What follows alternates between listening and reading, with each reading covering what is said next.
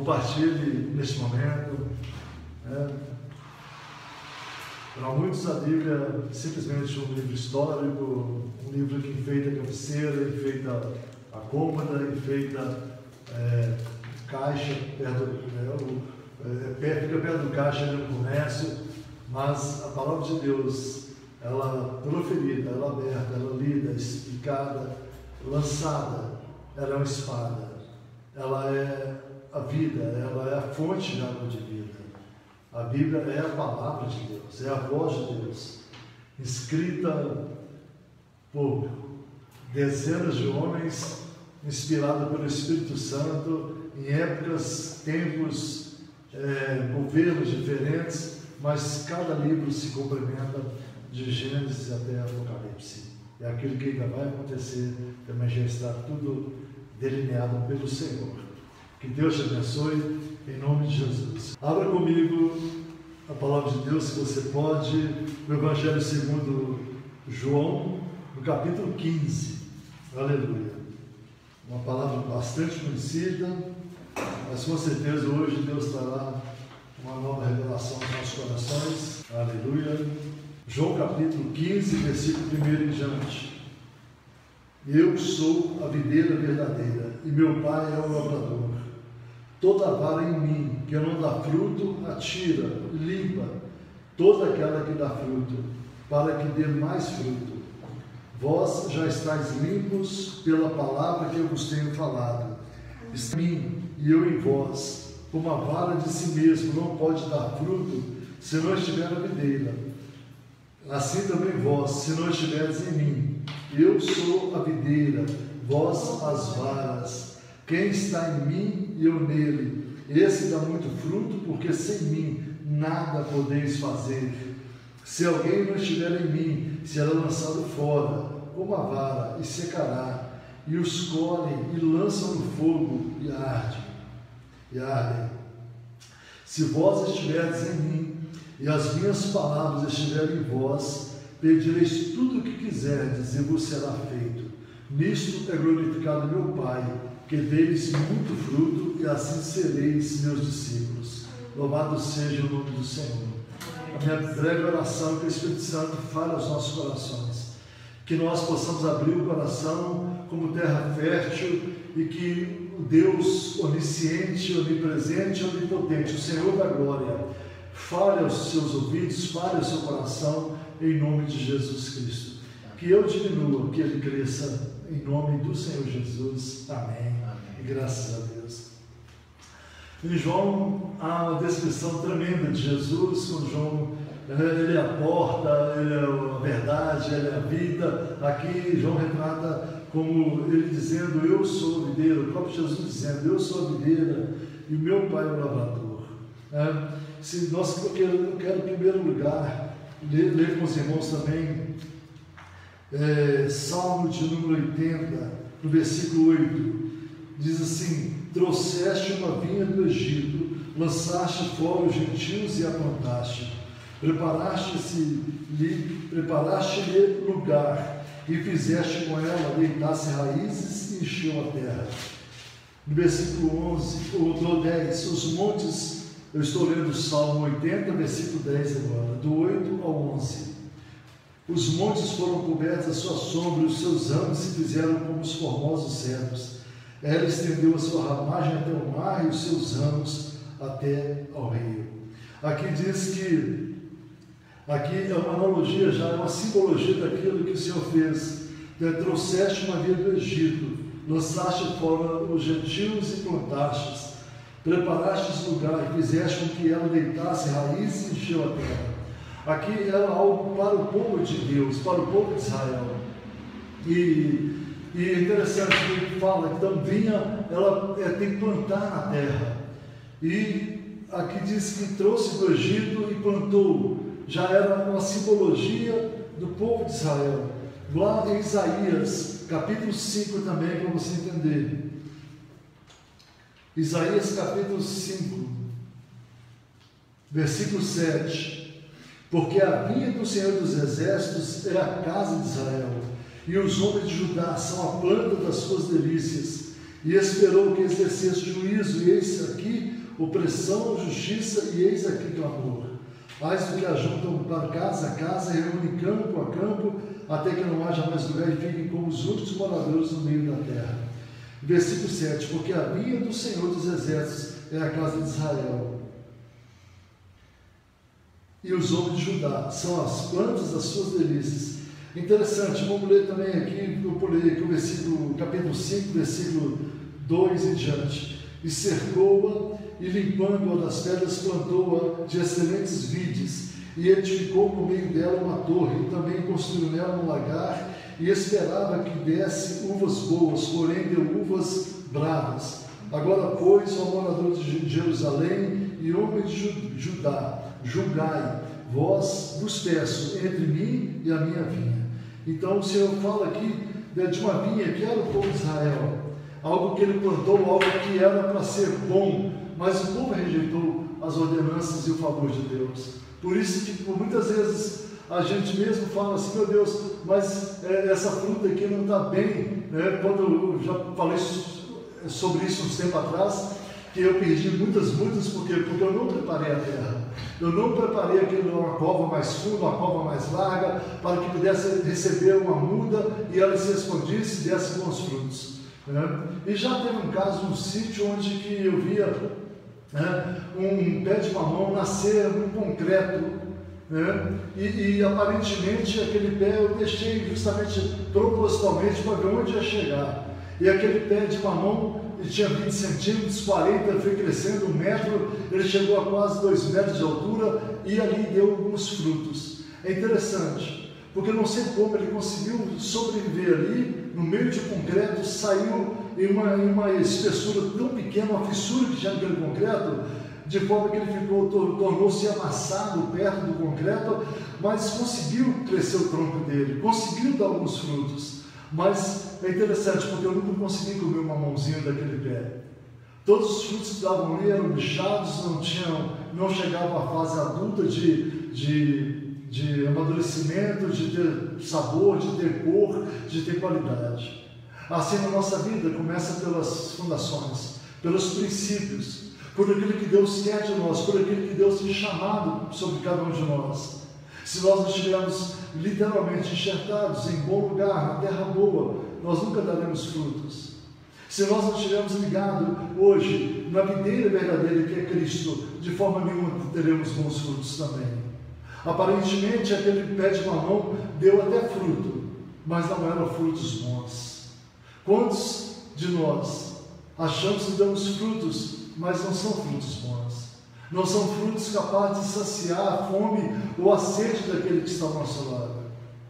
E aqui agora Jesus diz, olha, quando trouxe o salmista, no Salmo 80, falou sobre essa vinha que trouxe do Egito, sobre Isaías capítulo 5, falando sobre a vinha que foi plantada, querendo dar uvas boas, mas deram uvas amargas, né? Por muitas vezes heranças malignas, maldições hereditárias. E agora a gente vê que Jesus trazendo ali em João capítulo 15, dizendo, eu sou a videira, eu sou a videira verdadeira, eu sou a videira e meu pai é o agricultor.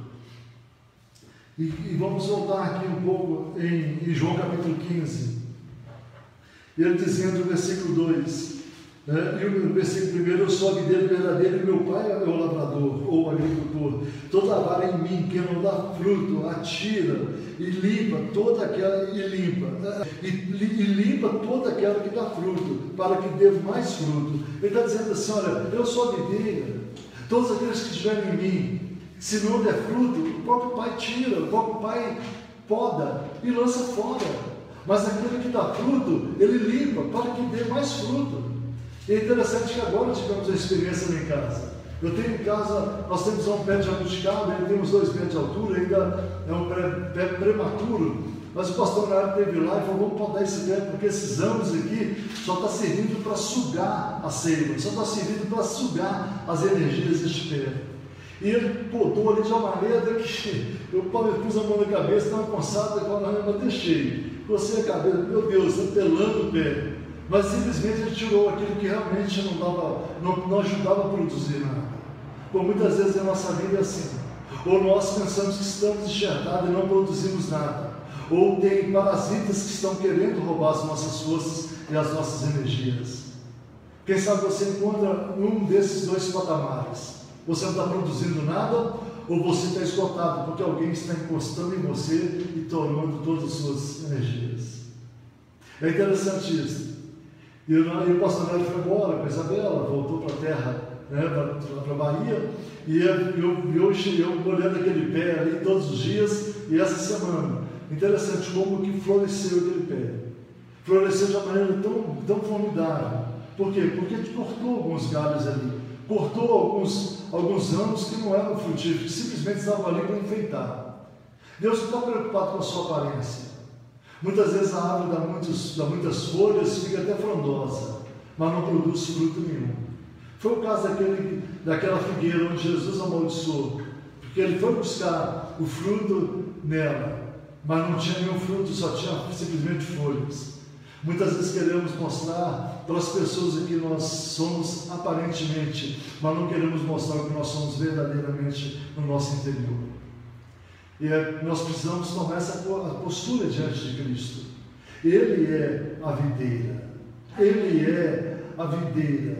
A Bíblia diz: se nós estivermos nele, tudo que nós pedimos nós vamos conseguir. Estar nele não é simplesmente conhecer a palavra de Deus. Estar nele não é conhecer a Bíblia de capa a capa. Estar nele é obedecer, é fazer a vontade daquele que o chamou, que o arregimentou, que o recrutou. Estar nele é fazer o que ele fazia, ou procurarmos fazer um pouquinho daquilo que ele fazia, porque nós nunca nos compararemos a ele, porque ele é perfeito. Ele é perfeito, Ele é Senhor sobre toda a terra. E aqui no versículo 2: toda vara em mim, que não dá fruto, atira. O lavrador tira, Deus tira. Deus muitas vezes permite até o joio e o trigo estarem andando juntos, estarem no mesmo pasto, mas na hora certa o lavrador tira aquele que não é frutífero. O joio não dá nada, não ser palha. No versículo 3: vós já estáis limpos pela palavra que eu vos tenho falado. Olha que tremendo. Quando Jesus vai limpar, lavar os pés dos seus discípulos ali, como que um ato de humildade, simplicidade, era o posto mais baixo dentro de uma casa de um senhor, era lavar os pés, era o criado de menor patente, vamos dizer assim. E Jesus quis fazer isso com seus discípulos, e Pedro falou: de maneira nenhuma você vai me lavar os pés. E Jesus disse: Pedro, se eu não te lavar os pés, não tem parte comigo.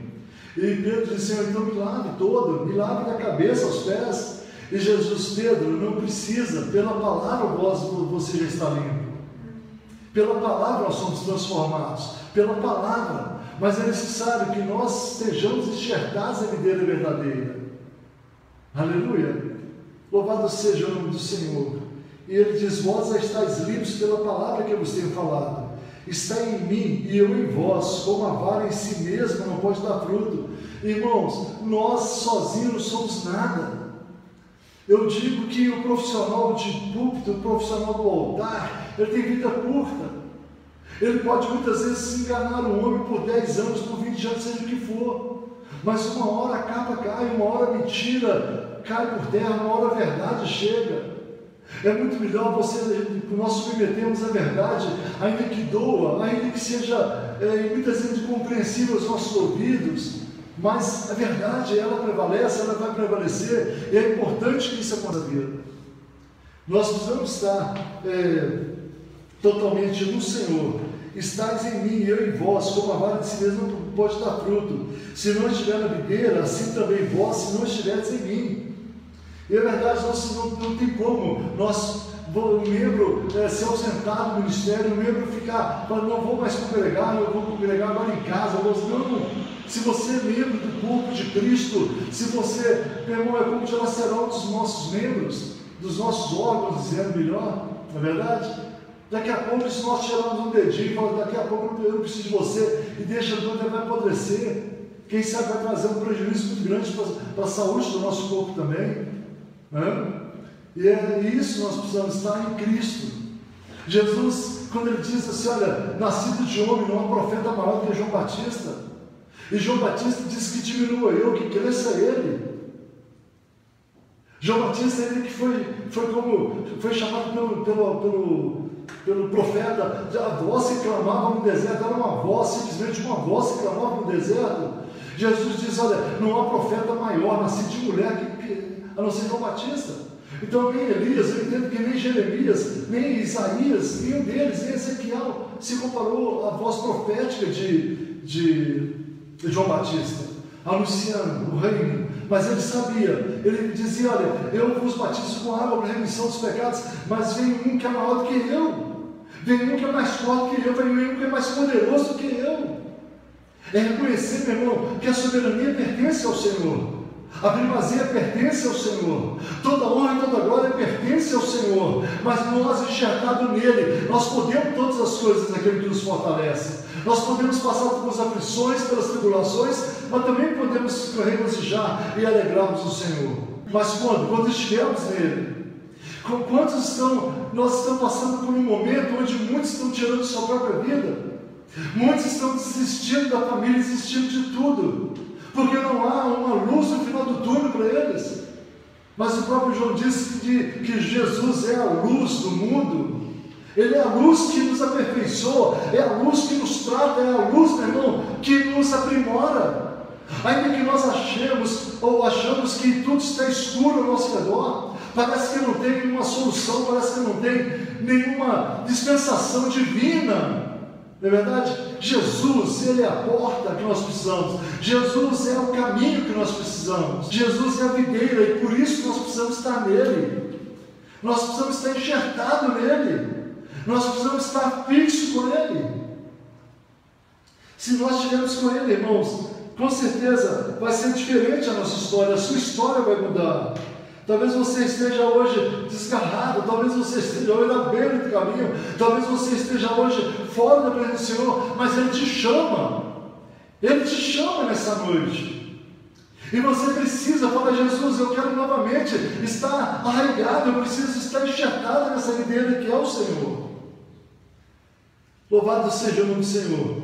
No versículo 5, eu sou a videira, vós as varas, quem está em mim e eu nele, esse dá muito fruto, porque sem mim nada podeis fazer. Nós podemos, meu irmão, por um tempo acharmos que nós podemos fazer algo com os nossos braços, com a nossa força, com a nossa inteligência, com a nossa influência, com o nosso intelecto, com a capacidade mínima que Deus nos deu, e achamos que somos o bambambam. Meu Deus! A Bíblia diz, meu irmão, que nele nós faremos coisas maiores do que ele. Nós precisamos estar nele, precisamos estar com ele, precisamos ter a fé de Deus em nós, precisamos ter a essência de Deus em nós. E nós, ele é a videira e nós somos a vara. Versículo 6. No versículo 5, segunda parte, vou repetir aqui, porque sem mim nada podeis fazer, nada podeis fazer. E a Bíblia diz em Jeremias 17, maldito o homem que confia no próprio braço, maldito o homem que confia no homem, mas bendito o homem que confia no Senhor, que faz do Senhor seu braço forte. Ele não está falando aqui simplesmente de maldito aquele que confia no amigo, confia no parente, confia no primo, confia no irmão, não é isso. Ele está falando daquele que confia na própria força, no próprio braço, na própria capacidade. Eu consigo, eu tenho todo o poder, eu tenho dinheiro na minha conta suficiente para 2 gerações, eu tenho influência, eu sou de uma família muito abençoada. Não, irmão, o que Jesus quer é que você dependa dele, que você esteja nele, que você faça a vontade dele. Foi para isso que ele nos chamou. Eu vejo que ao mesmo tempo que nós vemos tantas tragédias acontecendo nessa pandemia, eu vejo também como o Espírito de Deus está trabalhando nessa pandemia. Eu vejo quantos estão novamente se religando com Deus, quantos estão se conectando com o Espírito Santo, quantas famílias estão sendo regeneradas, famílias onde pais e filhos não se conversavam, famílias onde filhos e pais não queriam a morte do outro, mas nós estamos vendo hoje filhos e pais se conectando novamente entre família e com o Senhor Jesus. Está vendo mais temor de Deus também? Sabemos que muitos vão esfriar, muitos não estão nem aí agora, mas muitos estão conectando. Eu quero falar para você que tem esse temor no seu coração. Para você que está buscando a presença do Senhor. Talvez você até hoje está tanta cabeçada, como diz o popular. Talvez até hoje você deu tanto murro em ponta de faca. Hein? Quem sabe você já enxergou seu rosto, seu próprio rosto em vários murros chapiscados. Como diz um pastor amigo nosso. Mas hoje é tempo de você estar na videira, para que os seus ângulos sejam tenros e no tempo certo você venha dar fruto. Porque às vezes queremos hoje reconectar, nós queremos hoje estar na presença do Senhor, já queremos hoje ser usados por Deus, ou queremos que as nossas preocupações, nossas respostas, os nossos pedidos venham ser solucionados imediatamente. Não, tudo a seu tempo, como diz Eclesiastes Salomão. Tudo a seu tempo. E há um tempo determinado para cada estação do ano, há uma estação determinada para cada, há um tempo determinado para cada estação do ano, como também há um tempo determinado para cada árvore frutífera sobre os 12 meses do ano. Há um tempo, não se colhe manga em junho, não se colhe jabuticaba, fora das épocas de chuva, no final de ano, geralmente dava de jabuticaba, e assim vai. Então, cada um tem o seu tempo. E aqui no versículo 6, se alguém não estiver em mim, será lançado fora. Aquele que não está em Cristo já está condenado. É por isso que é necessário voltar. É por isso que é necessário reconciliar com o Senhor. Será lançado fora como a vara e secará, e os colhem e lançam no fogo e ardem. E nós sabemos que Apocalipse diz acerca disso. E aqui diz, versículo 7, se vós estiveres em mim, e as minhas palavras estiverem em vós, pedirei tudo o que quiserdes e vos será feito. Se vós estiveres em mim, e as minhas palavras estiverem em vós. Então, temos que estar em Jesus, mas a palavra dele se verdadeira em nós. Pedireis tudo o que quiserdes, e vos será feito.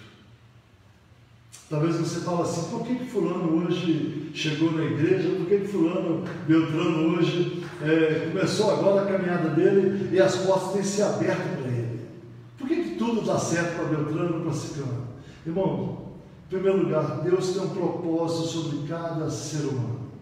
Deus tem um propósito, um plano sobre cada um de nós. Não quer dizer que o seu irmão é melhor ou pior.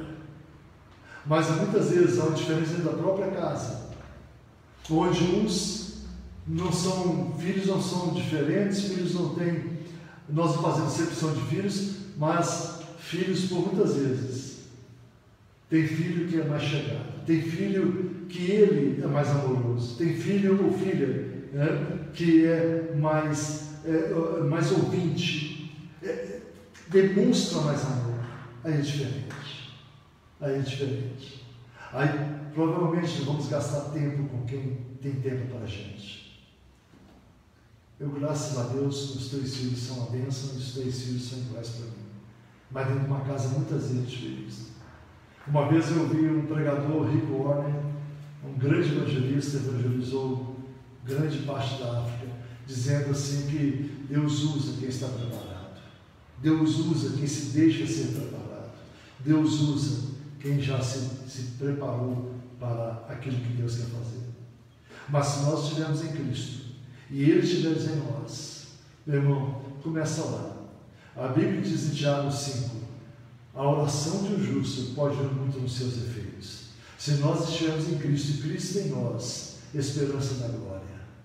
O Senhor com certeza nos justificará e já nos justificou pelo seu sangue derramado naquela cruz do Calvário. Louvado seja o nome do Senhor. E no versículo 8, para encerrar, nisto é glorificado meu Pai, que deis muito fruto e assim sereis meus discípulos. Quer dizer, nós glorificamos a Deus quando nós damos fruto. Nisto é glorificado meu Pai, que deis muito fruto e assim sereis meus discípulos. Que deis muito fruto, não diz frutos. Deis muito fruto, e assim sereis meus discípulos. Foi o que eu falei no início. Não adianta nós conhecermos a Bíblia, não adianta nós conhecermos a palavra de Deus de Gênesis, Apocalipse, não adianta nós decorarmos alguns versículos, não adianta nós simplesmente sermos como os fariseus nas esquinas. Não adianta nós mostrarmos para as pessoas uma coisa que nós verdadeiramente não somos. Mas se a palavra de Deus estiver em nós, e nós estivermos nele, com certeza nós vamos dar fruto. E serão frutos viçosos. E como Mateus 3 diz, que serão frutos dignos de arrependimento. E para encerrar essa mensagem, eu queria que os irmãos abrissem em Gálatas capítulo 5, versículo 22.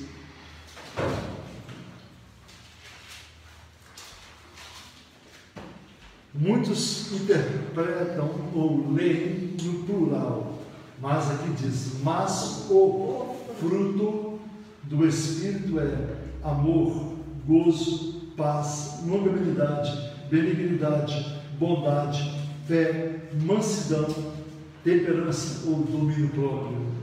Louvado seja o nome do Senhor. Não há frutos do Espírito, é fruto do Espírito. E quando nós estamos em Cristo, nós produzimos o fruto do Espírito. Para você entender, é como se fosse uma laranja, ou uma mexerica, melhor dizendo, né? Onde você consegue tirar os gomos. Ali é uma mexerica, com vários gomos. Então é o fruto do Espírito, com 9 essências, vamos dizer assim. E é interessante porque aqui nós vemos que o fruto do Espírito é amor, gozo e paz. Quando nós estamos em Cristo, nós temos amor pelas pessoas. Quando nós estamos em Cristo, nós temos paz. Quando nós estamos em Cristo, nós temos gozo. E isso é algo que está em nós, algo dentro de nós, esses 3 primeiros. Já os 3 seguintes, longanimidade, benignidade, bondade, é para com os outros. Longanimidade, benignidade, bondade, é para com os outros. Paz, alegria e gozo, paz e longanimidade é conosco, é dentro de nós. Os 3 seguintes aqui é para com os outros, é para com as pessoas que estão ao nosso redor. Longanimidade, benignidade, bondade. Agora para com Deus, fé, mansidão e domínio. Algo que é tremendo isso, o fruto do Espírito. Então não são os frutos do Espírito. E Paulo, quando nós temos isso aqui em nós verdadeiramente possamos declarar, como Paulo diz em Gálatas capítulo 2, versículo 20: já estou crucificado com Cristo e vivo. Quer dizer, morri com Cristo, mas ressurgi com Ele em novidade, como Paulo diz em Gálatas em Colossenses 2, versículo 20. Versículo 12, perdão, mas aqui em Gálatas 2, 20: já estou crucificado com Cristo e vivo, não mais eu, mas Cristo vive em mim, e a vida que agora vivo na carne, vivo na fé do Filho de Deus, o qual me amou e se entregou a si mesmo por mim.